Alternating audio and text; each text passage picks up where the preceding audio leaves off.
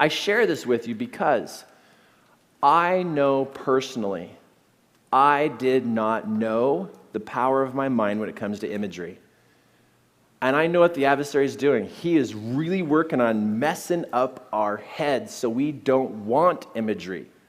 Does anybody ever have scary thoughts move through their head? Like really scary thoughts?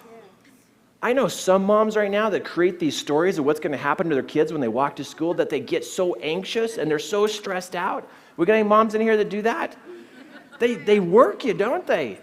To get all this scary stuff going on inside your head. I see the adversary working on us, and we get afraid to create imagery in our mind because it has a tendency to go to scary and yucky things. And so instead of mastering that imagery to come over here, we're actually withdrawing and not even participating. Not even trying. And earlier today in the class, Master of Influence, I was teaching about vision boards. My secret mission behind vision boards is to teach people imagery so that they can develop the gift and turn it into a spiritual way of living, to be able to have that imagery. So at the very beginning here, I hope you take a note on something and that you say to yourself, I want to master imagery in my mind. To master imagery. Because without being able to see pictures, it actually limits a way that I can hear the Spirit. Because now He's got to talk to me. Oh, wait a second. All you're thinking in your head is positive, right? Right? No. Yeah, so the adversary is getting us that way too. He's sliding in negative comments and got negative inner chatter.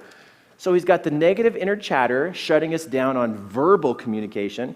He's got yucky stuff and scary movies to put in our heads, so we don't want to do imagery. So we don't want to do imagery, and we don't want to do talk in our head because those two are going on and making things scary in our head. So he's got 2 out of the 3. The other one is feelings. Feelings. And I know you know how to master your feelings, right?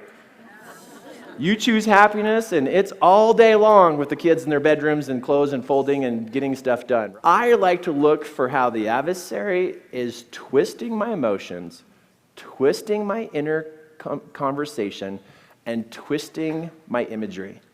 He's working all 3 angles so that I cannot be connected to heaven. He's working it. He's working it on us. Motions, inside conversation, and imagery. They got 3 levels of communication that if I can do well in those, wow, I'm going to connect in a great way to heaven. I remember another time I was with my kids up hunting in the mountains, and we drove down this big road way down in the bottom thinking we could get out the bottom and drive out on the highway and go home. We get to the bottom and the gate's all locked, and it's all muddy and everything down there, and I got me and 2 of my boys. And they're little back then, and I turn around to drive back up the canyon, and as soon as I turned around, we're stuck in the mud. And nobody knows where we're at. We have no cell phone, no anything, and I got these 2 little boys with me. And we instantly got stuck, and my 2 kids were in the car, and they're like, Dad, are we stuck? And yeah, you guys, we're totally stuck right now. What are we going to do, Dad? What do you guys suggest? And my oldest boy, Cameron, goes, we should pray. We should pray. I go, okay, you do that, but there's nobody around. We haven't seen anybody all morning long. There's nobody. There's no tracks, no nothing, anything, anywhere. And he goes, it's okay, Dad. I'll get help. And I remember him sitting in his car seat, and he just folded his arms. Dear God, Dad's stuck. Can you send somebody to get us out? Because we want to go home. We're hungry. Amen. And he amened it, and I looked at him and I'm like, that's so precious. But there's nobody around. As soon as he got into this prayer, he looked at me and he goes, Dad, they told me they're coming.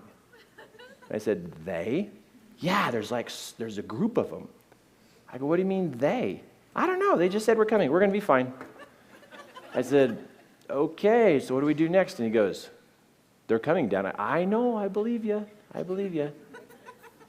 Just then, we hear, And Cameron goes, "That's them! They're coming!" And I'm like, "What is that noise?" And he's flipping his head around, and he looks back, and over the hillside, not even on a road, over the hillside comes some guys on four-wheelers. And the next thing he yelled out was, "Dad, look! Angels drive four-wheelers!" And I busted out laughing. I go, "Is this?" And he goes, "I knew it! They're here to save us!" One of the guys in the four-wheelers pulls right up next to me and he goes, "Do you need help?" And I'm looking at him. I just wanted, like, "Can I touch you first?" And I go, "Yeah, I need help." And he goes, "Hey, guys, go around." And so they throw stuff under the tires and everything. And we didn't get out of the car. And they just fixed it all up, put rocks and everything underneath the tires. And we get out onto the hard part of the road where we're out of the mud. And I was like, "Oh my gosh, that was perfect. I didn't even get out of the car. Didn't even get into the mud." And one of the angels pulls up next to us again and he goes, "Okay, have a good day." And in my little imagination, his teeth sparkled in the moment. And I looked over at Cameron and he goes, "They're angels, Dad."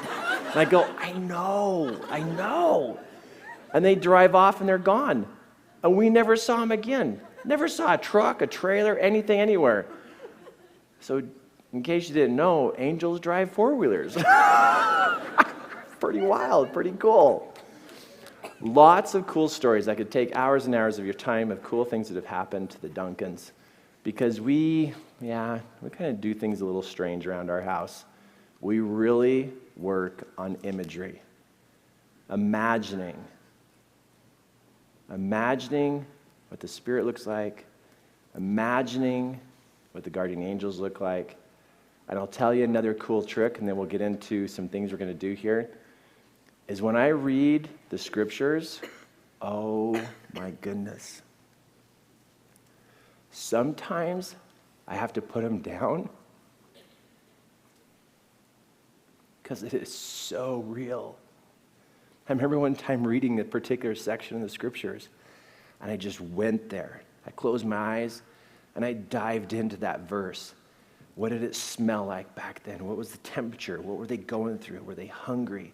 What did the metal on their armor feel like? What did they sleep with for pillows? Did they use rocks? And I started asking questions really slowly. And I asked, will you help edit my story? I really want to go there. And I took myself there in the story and sat with men who were in their armor, who just got done in the battle. And they have to wake up the next morning and go at it again.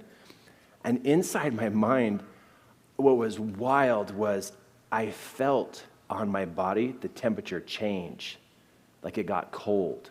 And I was like, oh my gosh, I gotta make sure I'm still here. Am I still here? I'm still here.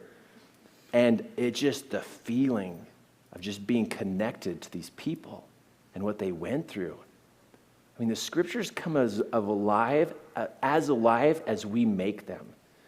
And I love reading the scriptures and just diving and wrapping myself into the story of the dust and the clothes, and they were thirsty, and where's the water, and where's this, and just being with those people.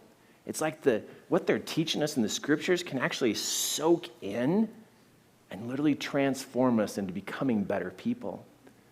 I know everything that's in the scriptures are meant to us to feast on them, to have them actually become part of us. Imagery, my friends. The adversary is doing everything he can to cause you not to want to develop your ability to have powerful imagery in your mind. He's after it. But not anymore, right? Not anymore, right? Right? Is it okay if we play a little bit tonight and I teach you some things about being strong in this way and your imagery, the way you're speaking, and your emotions? Is that cool? Can we do something like that tonight? Okay. Grab the person's arm next to you and just shake them a little bit and say, oh, this is going to be good for you. Oh, this is going to be good. This is going to be good for you. It's going to be awesome.